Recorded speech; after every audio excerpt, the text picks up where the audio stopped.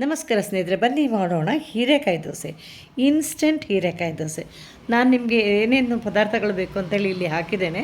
ಅದನ್ನೆಲ್ಲ ಚೆನ್ನಾಗಿ ಮಿಕ್ಸ್ ಮಾಡಿ ಬೇಕಾದಷ್ಟು ನೀರು ಹಾಕಿ ಹಿಟ್ಟನ್ನು ಕಲಸಿಟ್ಕೊಳ್ಳಿ. ಹೀರೆಕಾಯಿನ ಸಿಪ್ಪೆ ತೆಗೆದು ಅದು ಸಣ್ಣ ತೆಳುವಾದಂತಹ ಸ್ಲೈಸ್ಗಳನ್ನು ಮಾಡಿ ಇಟ್ಕೊಳ್ಳಿ. ಈಗ ಒಂದು ತವನ್ನ ಒಲೆ ಮೇಲೆ ಇಟ್ಟು ಅದನ್ನು ಬಿಸಿ ಮಾಡಿ ಒಂದು ಸ್ವಲ್ಪ ಎಣ್ಣೆ ಹಾಕಿ ಈ ಸ್ಲೈಸಸ್ಸನ್ನೆಲ್ಲ ಅದರಲ್ಲಿ ಅದ್ದಿ ಹೀಗೆ ತವದ ಮೇಲೆ ಹರಡಿ ಒಂದು ಸ್ವಲ್ಪ ಮೇಲಿಂದ ಎಣ್ಣೆ ಹಾಕಿ ಇದನ್ನ ಮೀಡಿಯಮ್ ಫ್ಲೇಮಲ್ಲಿ ನೀವು ಇದನ್ನು ಬೇಯಿಸಬೇಕು.